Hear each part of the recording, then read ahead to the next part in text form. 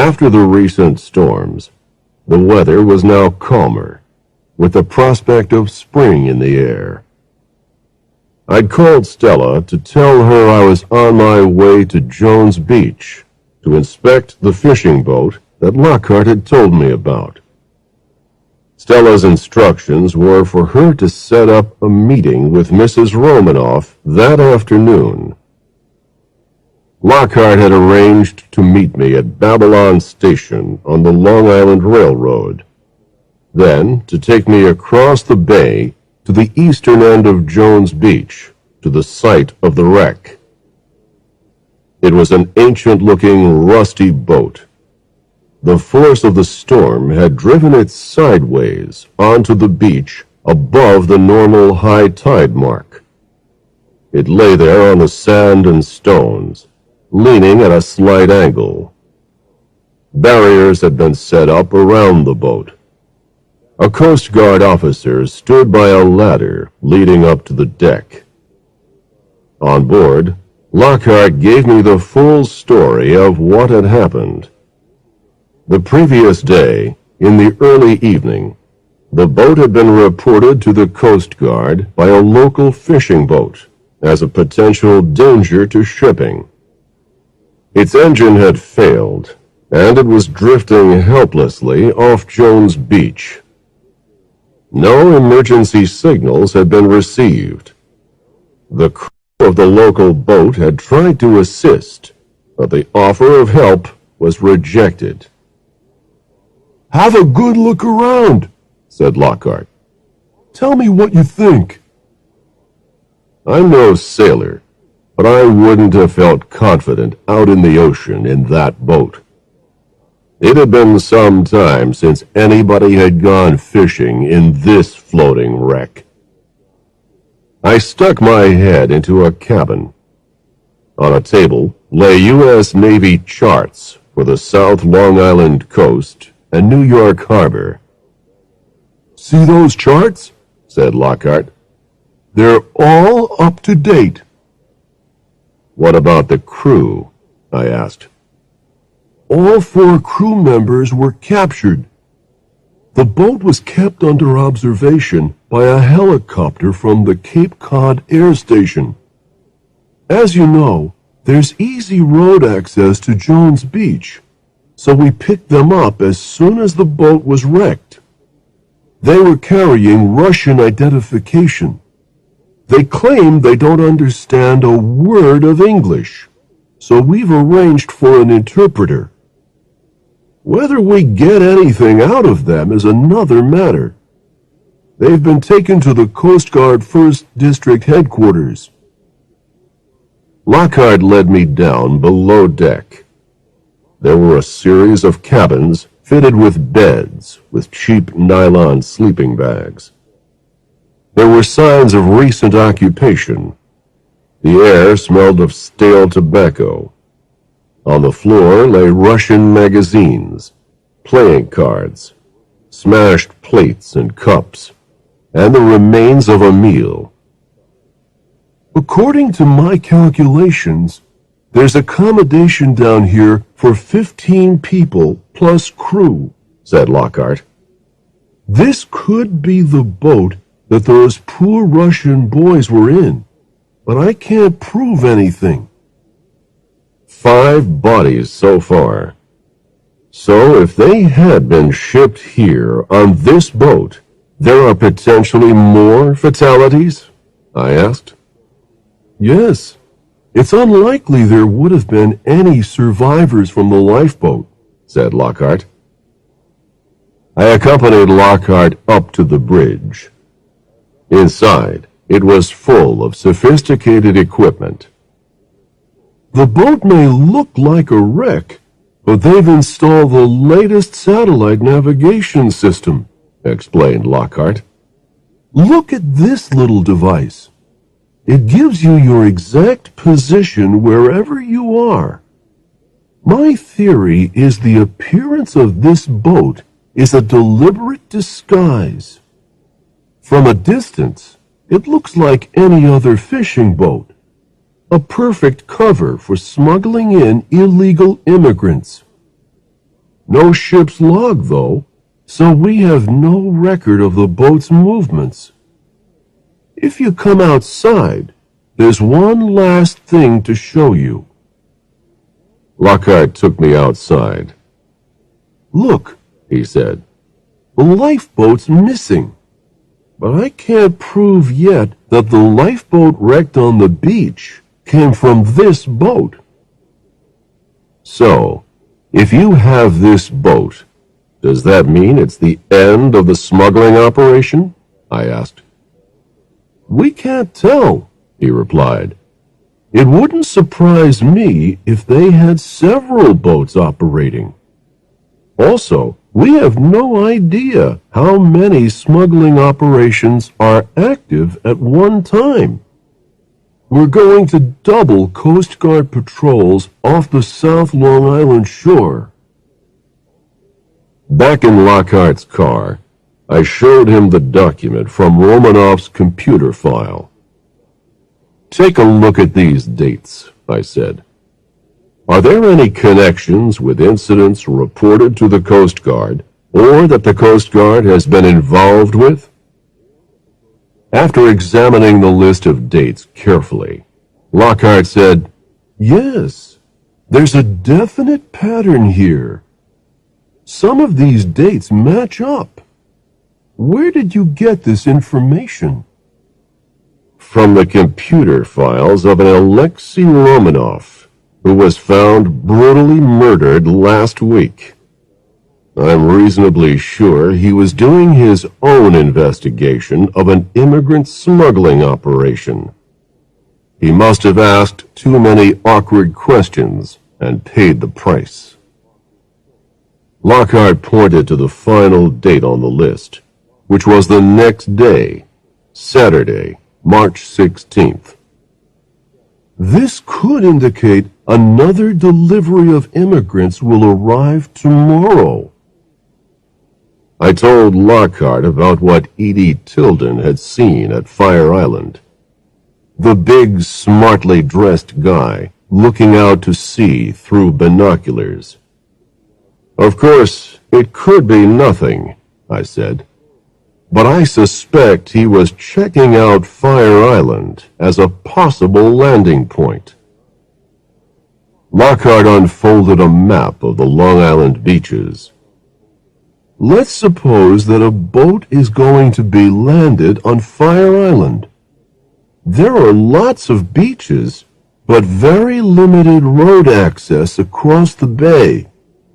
Any vehicle would have to return via Jones Beach, from this point at the tip of Fire Island, and then there are only 3 points of access back to Long Island. They'd be caught like rats in a trap." "Maybe, but you still wouldn't catch whoever's in charge of the whole operation," I commented. Lockhart thought for a moment, then said, "I'll have to contact my superior officer and talk this over. I think the immediate plan of action should be a joint Coast Guard and NYPD operation." Lockhart dropped me off at Babylon Station. I phoned ahead to Stella and arranged to meet her at Café Paris on Brighton Beach Avenue. She had already set up a meeting with Mrs. Romanoff at her home. We had names and addresses of people from Alexei Romanoff's computer file. To make any progress, we would need Mrs. Romanoff with us because of her status in the Russian community. Stella was looking more bright and cheerful.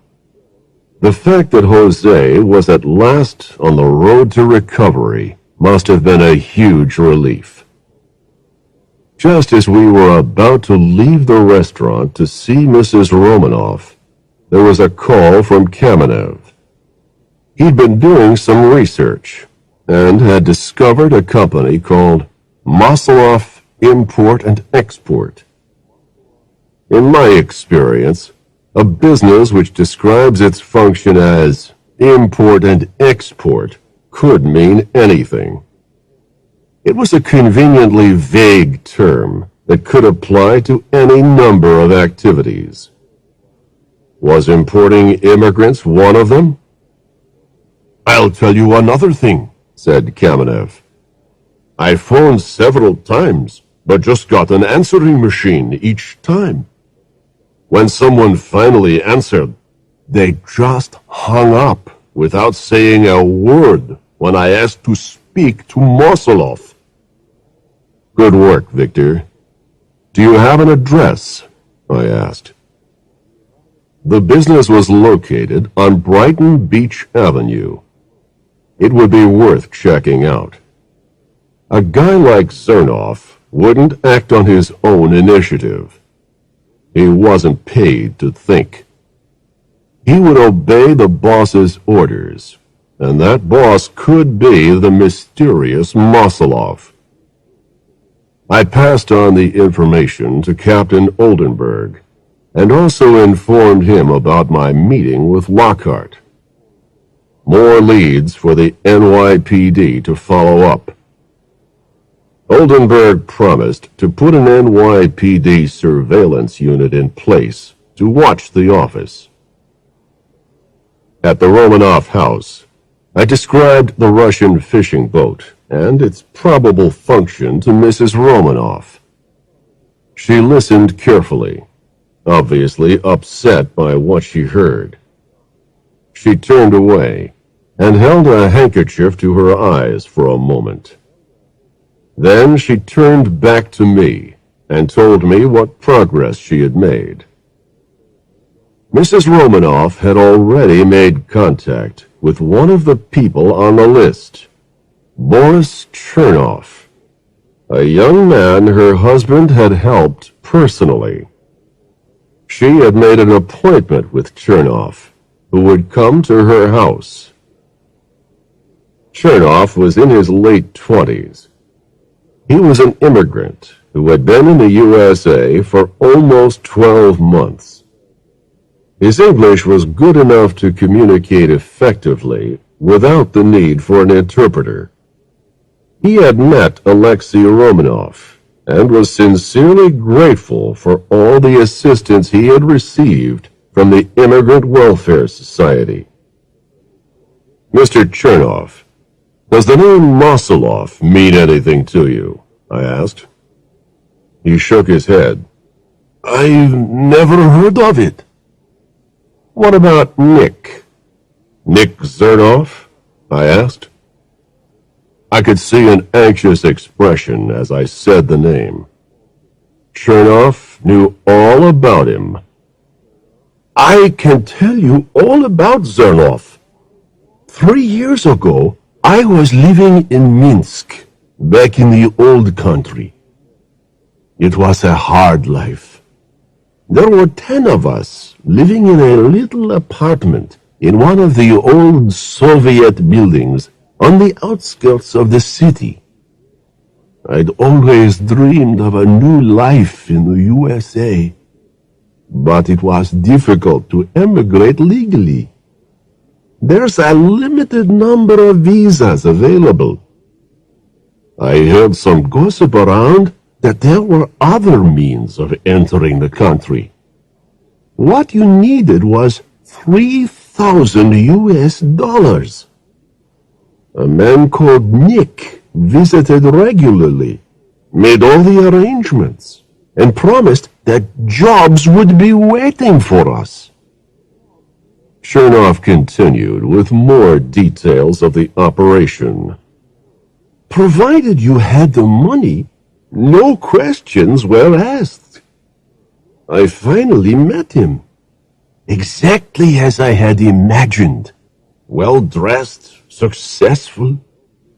He told me stories about the USA, the land of opportunity, where any man could realize his ambition, as long as you had the dollars.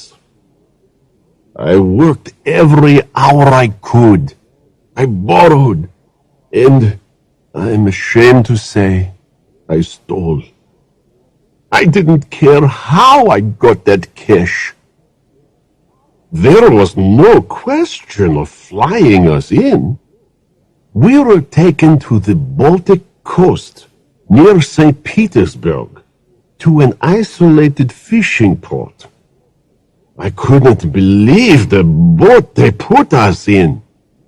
The conditions were awful. Disgusting food, cold, damp cabins, even rats. There must have been 20 of us on board. Crossing the Atlantic, one of the guys became seriously sick. He had terrible stomach pains.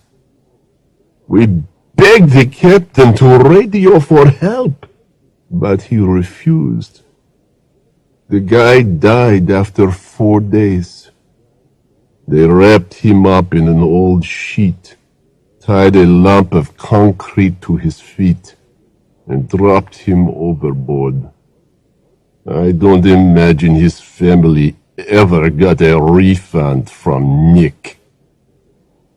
The Atlantic crossing took about 10 days.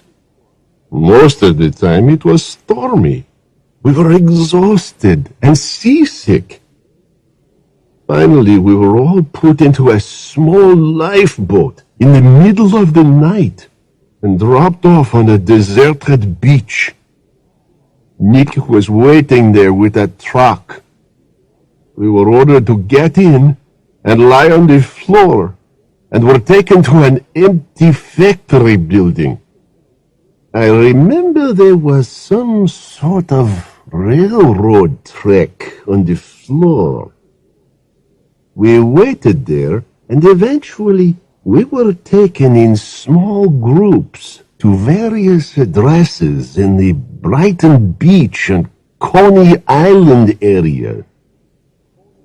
Once we'd arrived, we learned the true reality of our situation. We were in the USA without entry visas and had none of the standard documentation. In effect, we were non-persons and totally in Nick's power. If I was discovered by the authorities, I could be sent straight back to Belarus. He could exploit us any way he liked. We were given really miserable jobs in kitchens or workshops, working 12 hours a day or more for very little money, and me with a good education. My life was being dominated by him. I escaped, but found myself living on the streets. I was confused and didn't know how I would cope. Then I contacted the Immigrant Welfare Society. Mr. Romanoff was very kind to me and gave me money for food and rent. Such a good man.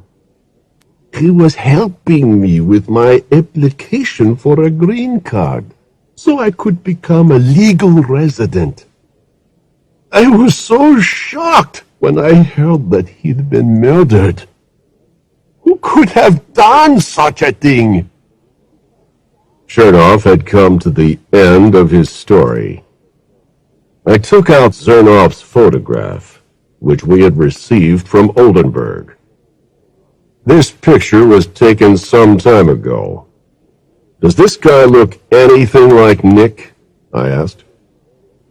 Boris examined the picture closely and handed it back. He's put on weight and lost some hair, but that's him. Chapter 13. A Message from Moseloff. It was almost 6 o'clock by the time we got back to East 43rd Street. The light on the answering machine was flashing. Stella pressed the playback button. A brief but threatening anonymous message. If you know what's good for your health, keep out of our business. Someone was trying to warn us off and was prepared to use violence. But I wasn't intending to lose any sleep over it.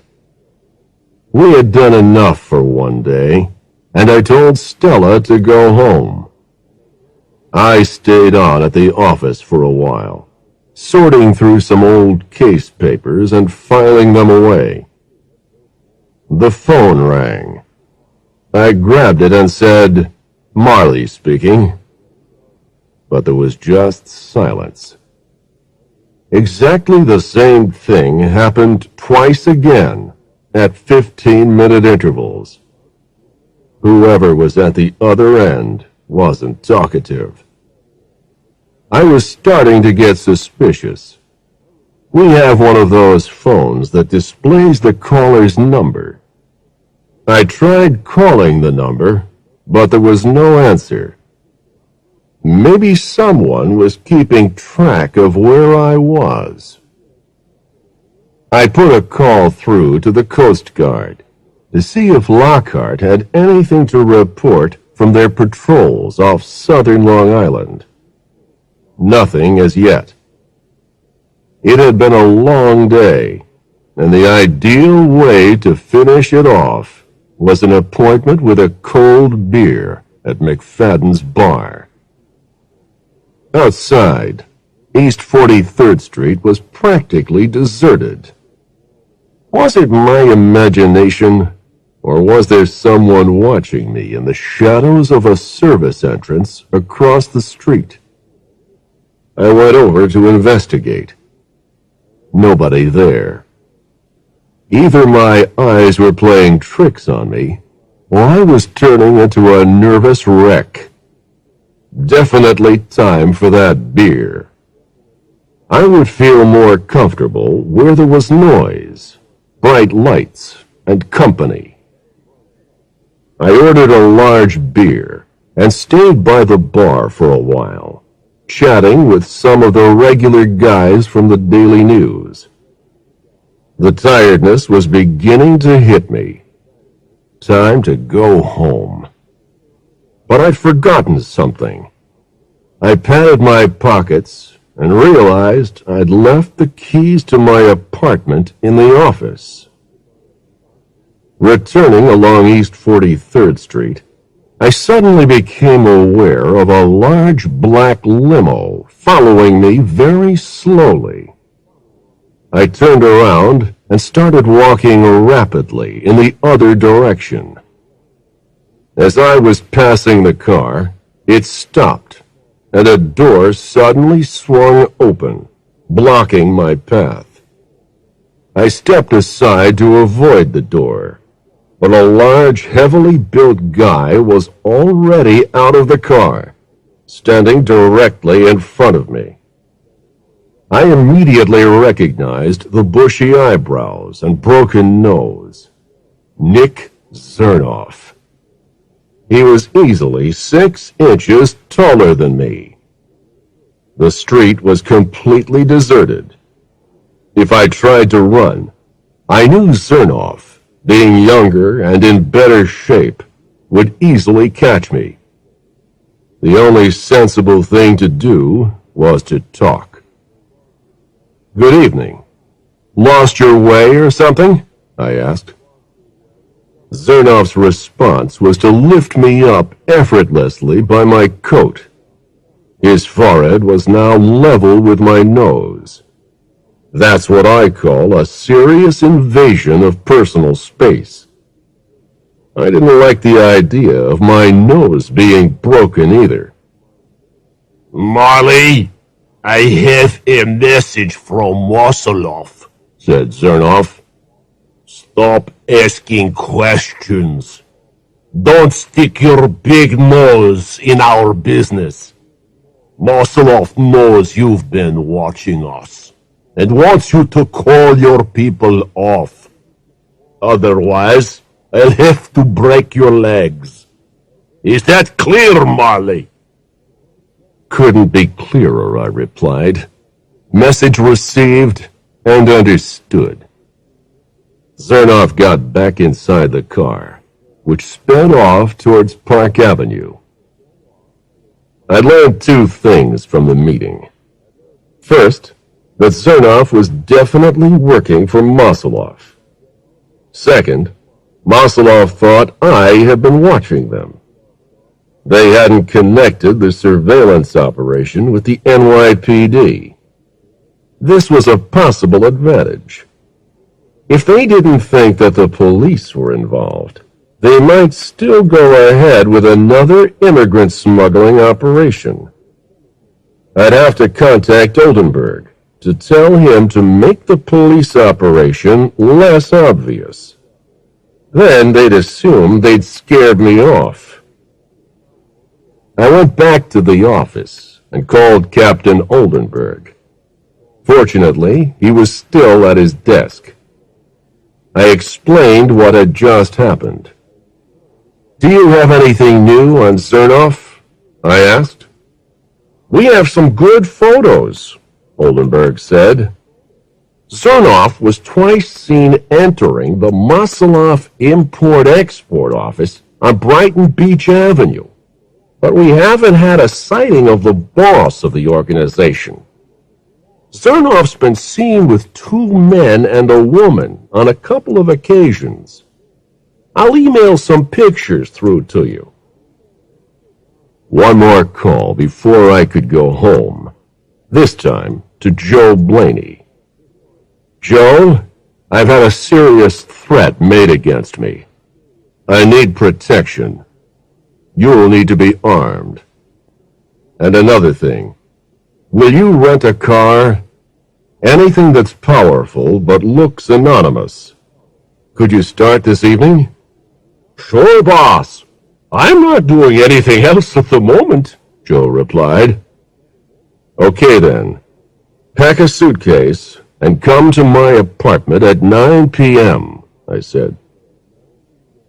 On the subway home, I immediately fell fast asleep, but knew, as always, I'd wake up just before the train arrived at Main Street, Queens. It's a technique I've developed over long years of commuting. On Main Street, I bought a bottle of chilled white wine at the local liquor store and got myself a Korean takeout meal. It was my intention finally to have the quiet evening I'd promised myself. When Joe arrived, I knew I would sleep more soundly. It's reassuring to have an ex-NYPD heavyweight boxing champion sharing the apartment.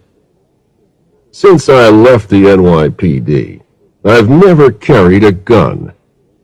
Normally, my philosophy is that if a job involves using a gun, it's a job not worth taking. That's on account of the potential health risks. I knew if Joe had to use a gun, he'd be more accurate than I could ever hope to be. There would be no weekend break. I wanted to bring this case to a close. Chapter 14. Memories. Saturday morning, the weather forecast promised clear, mild weather over the weekend. Perfect conditions for landing immigrants along the Long Island shore. Joe and I got an early start and had arrived at East 43rd Street by 8 a.m. The light on the answering machine was flashing. A message from Mrs. Romanoff asking me to call her urgently. "Mrs. Romanoff? Marley here." "I'm so glad you've called.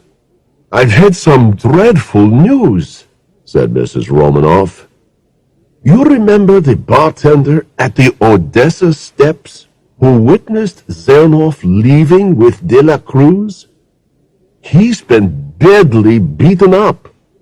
And not only him. The manager of the bar was also attacked." I'm terribly sorry to hear that.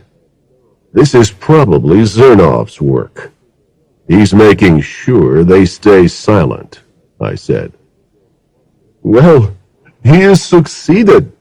They're absolutely terrified. I heard about this through contacts at the Immigrant Welfare Society. It was a brutal attack. That man Zerloff must not get away with it. I was just thinking about contacting Oldenburg and Lockhart when the phone rang. It was Stella calling from Metropolitan Hospital. Nat, thank God I've caught you. I've been trying your apartment. It's Jose. His memory's returning, and he wants to speak to you. Can you get over to the hospital now? I'm on my way, I replied. Jose was looking much brighter. His head was heavily bandaged, but he was sitting up in bed. Nat, it's all coming back, said Jose. What happened on that night out? I can remember things now. Places, people, faces. Piece by piece, Jose put the story together. Everything matched what I already knew until he reached the point where he'd made a grab for the baseball bat.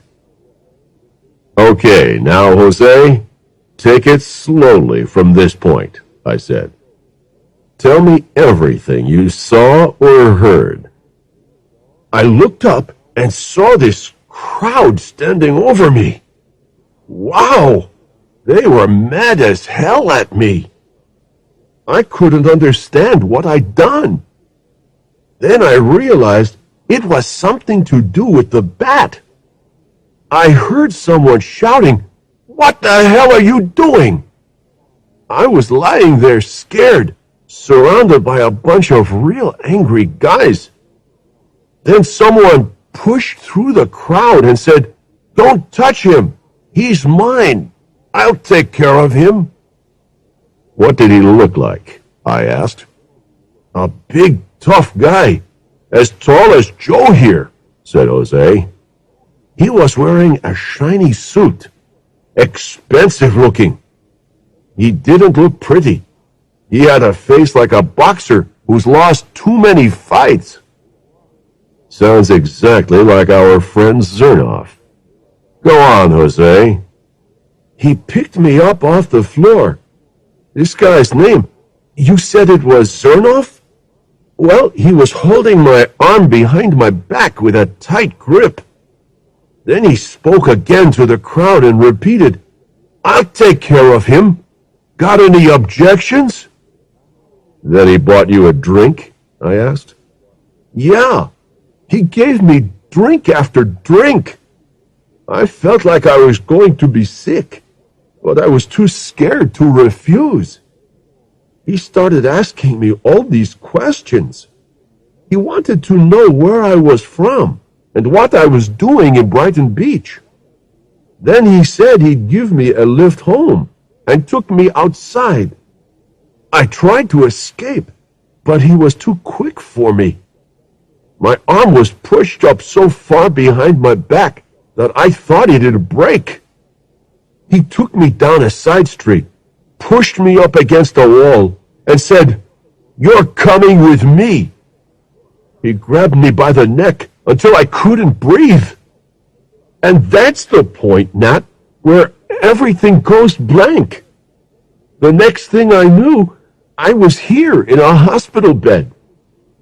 Thanks, Jose. You'll need to make a full statement to the police. You feel well enough to do that?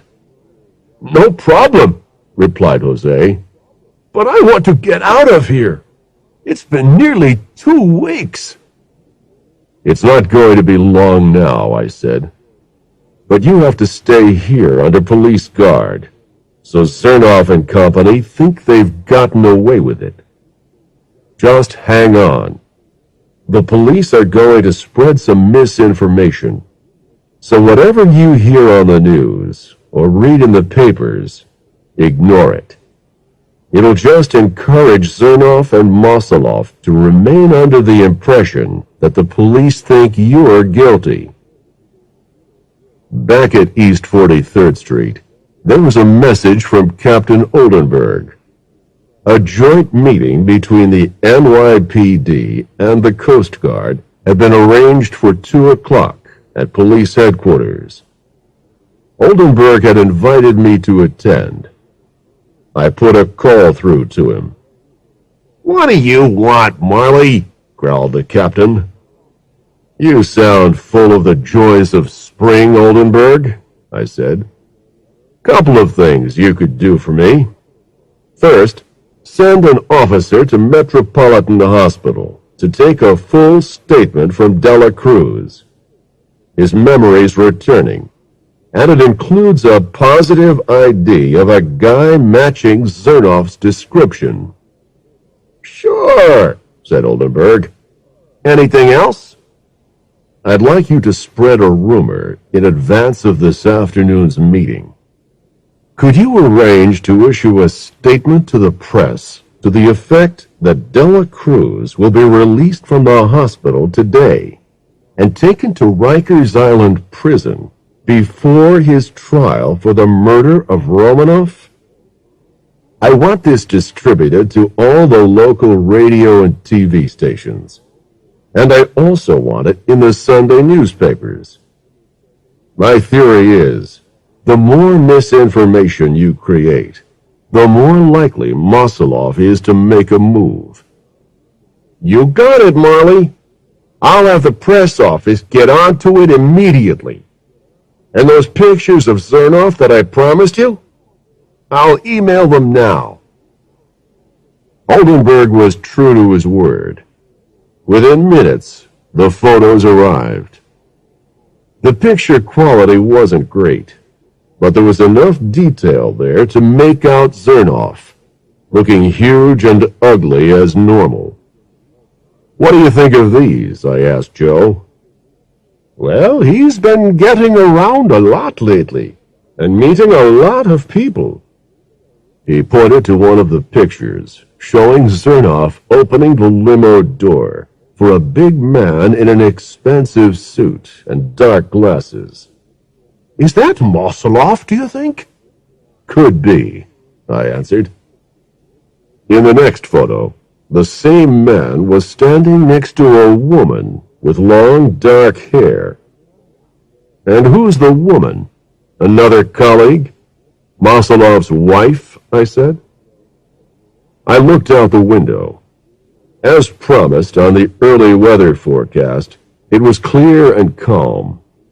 These conditions would be exactly what Moseloff needed to bring in the next boatload. A call came through from Lockhart to confirm that he would be present at the afternoon meeting. He also brought me up to date on the latest developments from the Coast Guard end. "One of the captured crew members decided to talk. I'll email a copy of the statement in advance of the meeting. It makes for interesting reading. There's strong evidence that the casualties on Jones Beach and the wreck of the fishing boat are connected." As soon as the email was printed out, I glanced quickly through it until I came to the relevant section. Then I read slowly and carefully. We were carrying 10 Russian immigrants. The captain stopped about a kilometer offshore, and the men were loaded onto the lifeboat. We had complained to the captain about the condition of the lifeboat. The captain ignored the complaints. A signal was received from the shore. Then the lifeboat set off towards the light. When it had covered about half the distance, the weather changed rapidly. A storm blew up. We could see that the boat was in trouble. They couldn't seem to control it. I guess the motor had broken down. Then we lost sight of it. I begged the captain to move in and pick up any survivors. Eventually, he agreed, but by the time we reached the area, there was nothing to be seen. We were now in danger of being driven onto the shore ourselves, so we had to leave and head out to sea. It was then that we started to have engine trouble.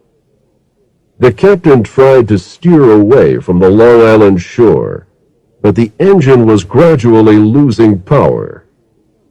Day after day, we tried to fix the engine, but nothing worked.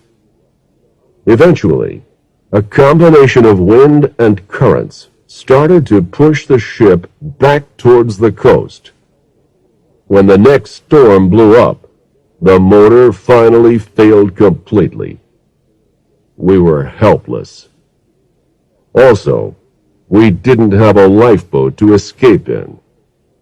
Our boat was finally wrecked on Jones Beach, and the crew members were arrested by the Coast Guard.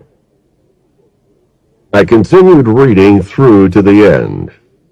No mention of any names of the people who could be behind the operation. If there was no connection here to Zernoff and Mosoloff, maybe they would still go ahead with an attempt to land illegal immigrants. Chapter 15. Closing the Net. As Joe drove me downtown on 2nd Avenue to police headquarters, I turned on the car radio and checked the local radio stations to see if I could find any news. I caught a bulletin on WNYC. Oldenburg's press office had achieved everything I could have hoped for. Jose was named as having been arrested and charged with the murder of Alexei Romanov. Perfect. The publicity would, hopefully, deceive Zernoff and Mosoloff.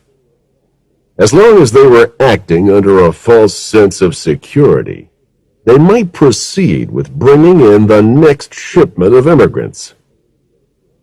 At police headquarters, Oldenburg and Lockhart were reviewing the case. After a while, I spoke up. Let's assume that Romanov was murdered on Mosoloff's orders because he knew too much about their operation. At least some of the dates we found on Romanov's computer are the same dates when the smuggling operations took place. We have a future date on that list. Now, assuming the shipment will be landed on Fire Island, then it should be a simple surveillance operation to follow any vehicle to its destination. That's where we should strike. I doubt whether Mosoloff is going to run the risk of hanging around exposed beaches. All seems logical enough to me, said Lockhart. Now we already know that Mosoloff Import and Export is located on Brighton Beach Avenue. I don't believe the immigrants will be taken there. It'd be too obvious. I know from Boris Chernoff's statements that the immigrants were taken to some sort of factory building in the Coney Island area. I would suggest that any vehicle they use to move the people is followed at a very safe distance, maybe by NYPD helicopter. Then have police units standing by in the Coney Island and Brighton Beach area. Oldenburg and Lockhart then proceeded to organize the combined NYPD Coast Guard operation. The plan was to have a Coast Guard patrol boat out at sea, observing any movements there. Also, a Coast Guard helicopter from Air Station Cape Cod would be on patrol, and Coast Guard officers would be posted along Fire Island at regular intervals. The police part of the operation was to observe all road exit points from the beaches to the mainland and report to the NYPD helicopter, which would then follow the suspicious vehicle. 4 unmarked NYPD cars would be placed along the length of Neptune Avenue, ready to pursue the vehicle to its final destination. I had a special request to make.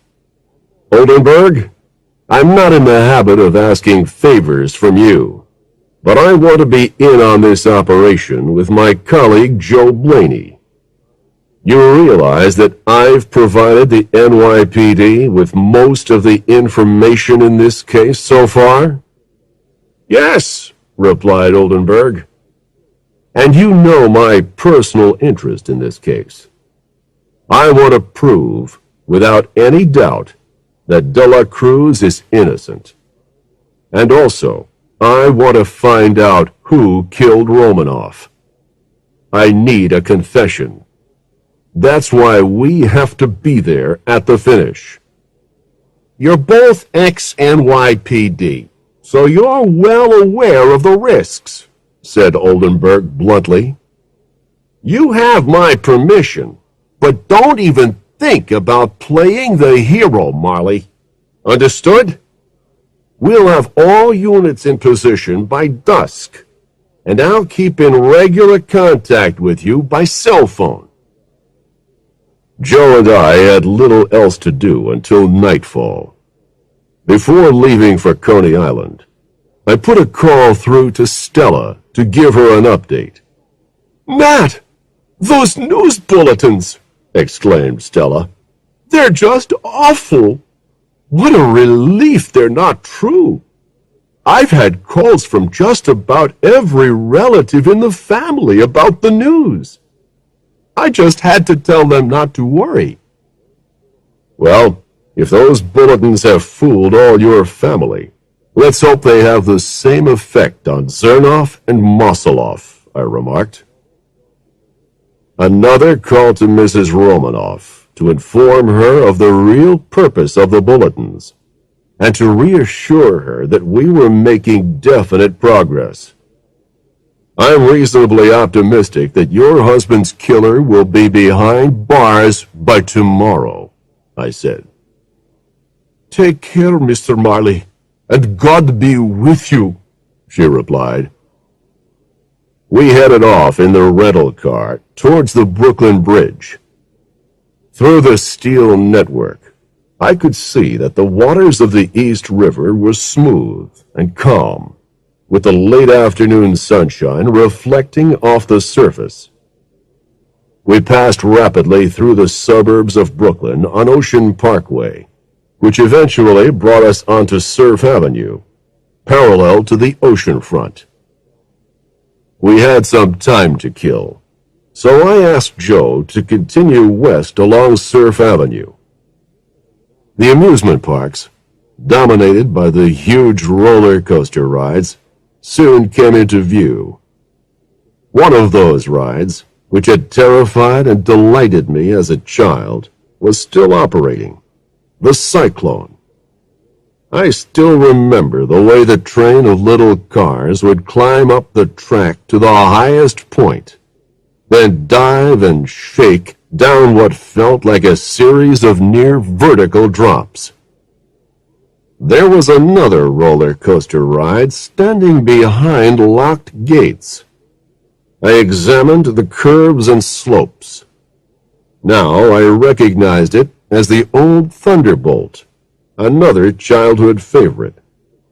Sadly, it was now in a state of total disrepair, with peeling paintwork, rust, and fire damage.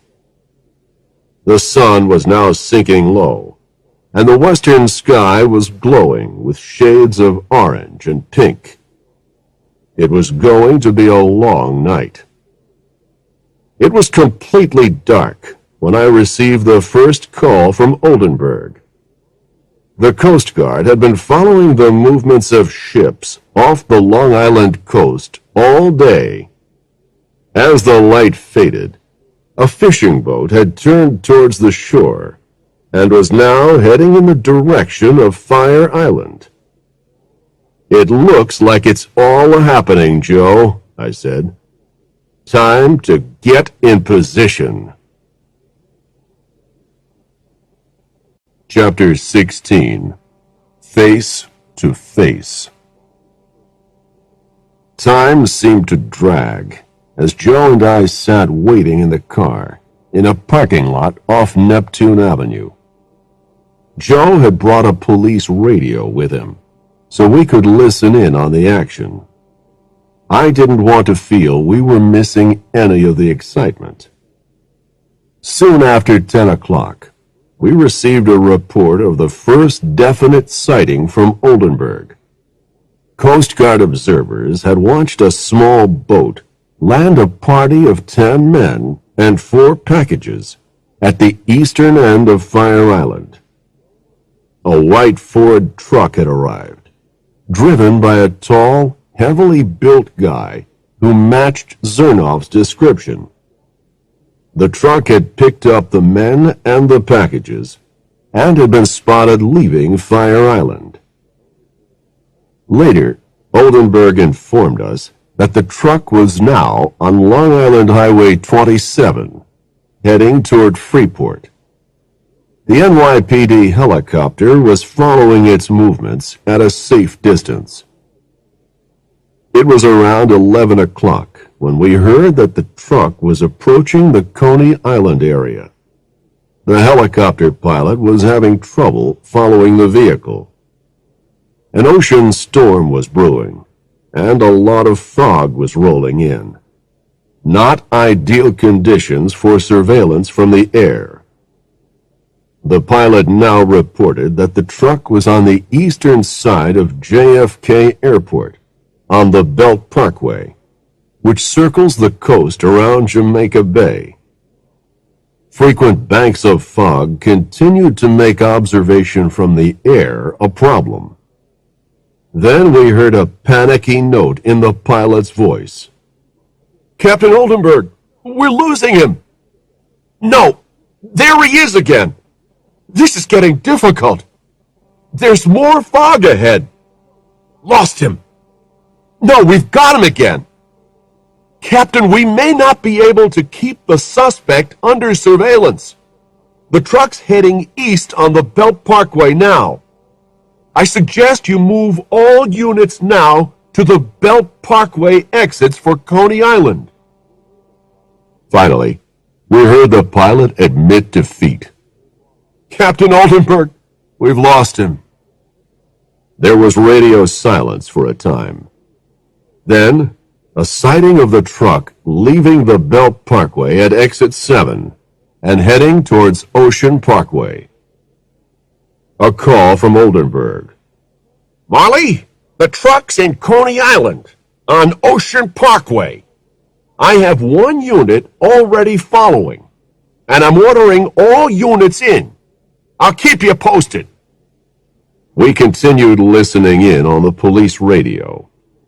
At first, everything went smoothly, until the intersection at Brighton Beach Parkway. An officer was speaking to Oldenburg. "Captain, we have the suspect in sight. We're about 50 yards behind. Red light, coming to a stop." "Hey, he's run right through the red light." "Try and follow," ordered Oldenburg. Suddenly, over the radio, we heard the scream of tires, followed by 2 impacts of steel against steel. Then, silence. "Captain Oldenburg," said the officer, "we just ran into the side of a cab, and our other car is buried in the back of our car. Nobody hurt, just shaken up. Sorry, but both cars are out of action." "Where's the third car?" shouted Oldenburg. "Get after the suspect." "Sorry, Captain. The traffic's now at a standstill at the intersection. Nothing's moving. The third car can't get through. We've lost him." "Hell!" swore Oldenburg. A moment later, Oldenburg called me on the cell phone. Marley, I hate to admit this, but you've lost the suspect, I finished for him. We know, Oldenburg. We've been listening in on the police radio. Joe and I are going to cruise around the neighborhood, just in case we spot something. I suggest you do the same. I asked Joe to head towards Surf Avenue. Soon, we were passing by the amusement parks, with the ghostly shapes of the big wheels and roller coasters appearing out of the fog. As we made our way along the avenue, I started thinking about the surveillance photographs of Zernoff. Suddenly, every piece in the puzzle joined together to give me a complete picture. That photograph of Zernoff outside a set of gates. I thought back to our tour of the sights of Coney Island, the old Thunderbolt roller coaster, the gates with the peeling paint, Boris Chernoff's statement that they were taken to some sort of factory building with a railroad track on the floor. I knew then where they had to be. Joe, the old Thunderbolt roller coaster, and step on it. The car sped towards West 16th Street, off Surf Avenue. As we approached the roller coaster, the ruined structure gradually came into focus through the fog. I told Joe to kill the headlights as we neared the gates. All was quiet, and the street was deserted. Signs reading, "Dangerous structure, no admittance," were attached to the fence surrounding the old ride. The gates were at least 10 feet high, but with Joe's help, I climbed over. On the other side, there was a lock and key with a thick steel chain. I tried the key in the lock. It turned without any effort. This entrance was obviously used regularly. I opened the gates to let Joe through. We looked around us. Now there was sufficient moonlight to provide better visibility. About 75 yards away, I spotted a white Ford truck and a limo parked alongside a one-story building in the shadows of the roller coaster structure. No lights could be seen. A door opened. A sudden flash of light from the interior of the building. Then, darkness. "Get down!" I whispered to Joe. We dived for cover behind an ancient roller coaster car. I looked over the edge and watched. It was Zernoff. He started to walk in the direction of the gates, shining a flashlight from side to side. We kept our heads low as the ray of light was directed towards us. Then he went back inside. My mouth was dry, and my heart was beating like a drum.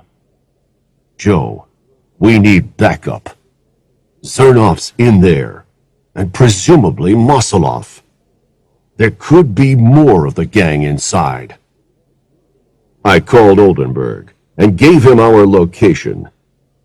"When you arrive, I want you to park so your car's blocking the gate, okay? Same for the other police car. Then we'll have the exit sealed. But hurry!" Oldenburg made rapid time. 2 minutes later, we heard the deep hum of the engine. Oldenburg and his sergeant slipped inside the gates. "Over here," I whispered to Oldenburg. "Where's the other car?" I demanded. Oldenburg spoke urgently into his cell phone. His officers had gone to the wrong roller coaster. Oldenburg considered the situation for a moment, then announced, We're going in. All the evidence should be there. Any delay could mean we lose the key players. You with me, Marley? All the way, Oldenburg. We hurried over to the door of the building.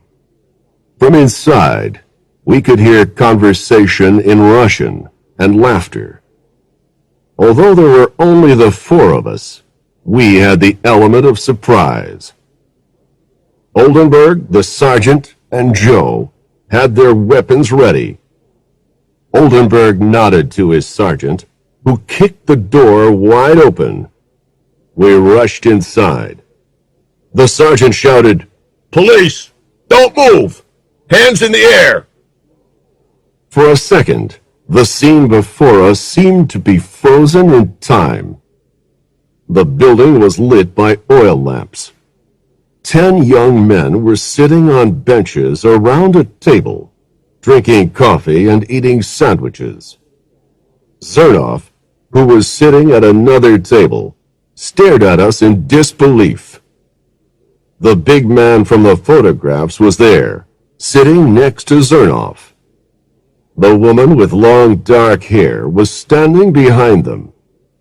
On the floor was the railroad track, which Chernoff had mentioned. In a corner lay an old roller coaster car on its side. The place must have been the repair workshop. The woman didn't seem to be alarmed at all.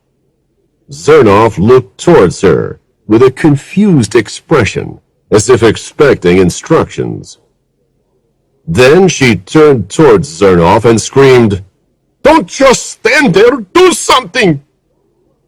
He suddenly got up and reached for his gun, but before he could aim it, 2 shots rang out. He spun around with the impact of the bullets. Then he crashed to the floor, firing his gun wildly. A bullet passed through one of the oil lamps, smashing the glass. A cloud of gun smoke hung in the air. The place now seemed unnaturally quiet. For a second, everyone stood motionless. Then we rushed forward. There were 2 bullet holes in Zernoff's chest.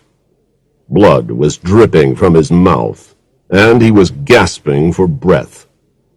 He didn't look as if he had long to live. Meanwhile, the woman had thrown herself to the ground and had landed in a pool of rust-colored, oily water. As she raised herself, her face and hair were dripping with the orange-black liquid. I looked at the guy still sitting at the table. Are you Mosoloff?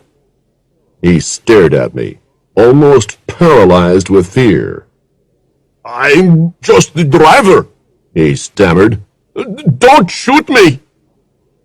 The woman was now wiping the oil from her face.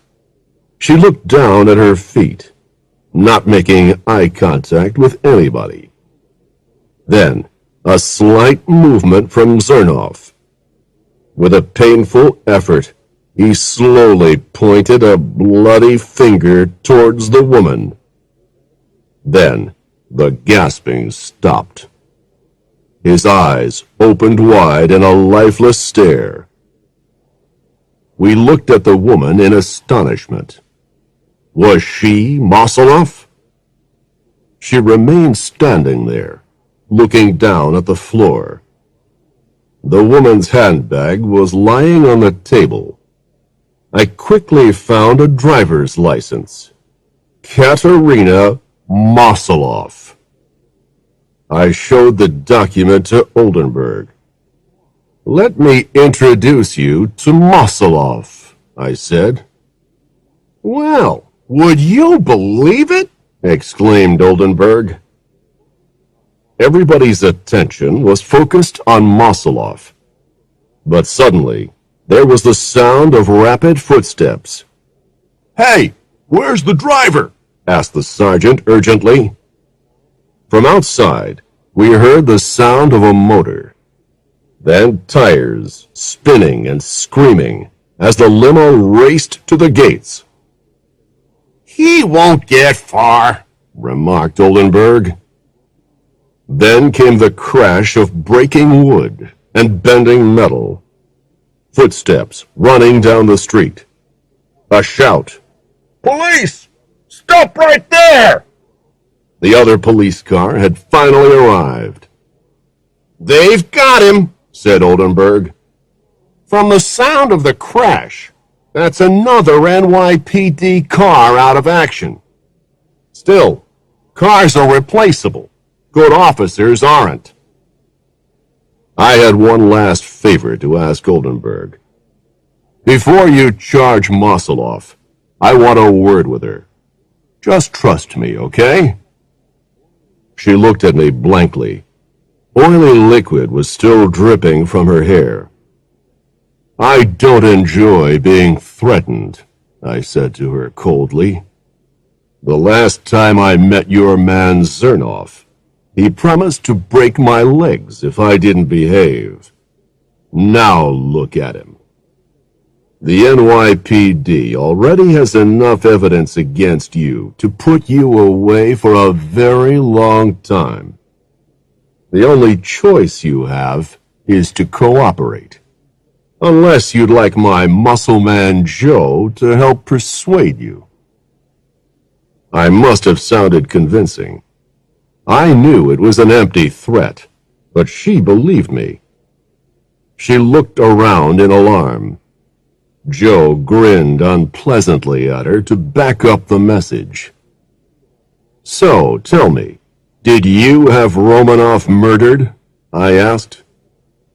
All right, I admit it. I ordered Romanoff's death, she said in a low, tired voice. He knew too much and had been asking too many questions about my operation. Nick was carrying out my orders, but the fool made everything too complicated. I told him to make it look like a simple carjacking, nothing fancy. Then he found that stupid drunk in the Odessa steps. I don't know who was more stupid, Nick or the drunk. Not that it matters anymore. I had the confession I wanted. Case closed. Oldenburg, did you catch all that? I asked. Everything, Marley. And I didn't hear you making any threats. May I congratulate you? That was a compliment indeed, coming from the captain. Thanks. She's all yours now. Will you arrange the immediate release of Dela Cruz? He'll need a statement to the effect that he was wrongfully arrested and charged, and, of course, an official apology from the NYPD. His lawyer will also be asking for financial compensation for wrongful arrest. You got it, replied Oldenburg. My hands started to tremble violently. I knew that old familiar reaction to shock. I felt a wave of exhaustion going through my body. But there were still two more things I had to do. First, a call to Mrs. Romanoff. Mrs. Romanoff, I know who murdered your husband. Nick Zernoff, acting under the orders of a Katerina Mosoloff, the woman behind the immigrant smuggling. Zernoff is now dead, and Mosoloff is under arrest. You'll get a full report on Monday. Thank God you're safe, said Mrs. Romanoff. I can't thank you enough. And a call to Stella. It's Nat. We have all the proof. Jose is going to be a free man. We've cleared his name. Oh, Nat, I'm so relieved. I don't know what to say. It's like a huge weight's been lifted from me. I'll have to phone around to all the family right now. You do that, Stella. I'll see you on Monday. I took one last look around the repair shop. The glow of the oil lamps. Zernoff lifeless on the floor, dead eyes staring into empty space. Moseloff now in handcuffs, with an expression of complete disbelief. The illegal immigrants were still sitting at the table, looking around in shocked silence. What an introduction to the USA, the land of opportunity. Time to get back to some of that predictable routine work, like divorce, bad debts, and missing persons. It was safe and dull, paid the bills, and didn't involve being shot at. Come on, Joe. That's quite enough excitement for one night. Let's go home.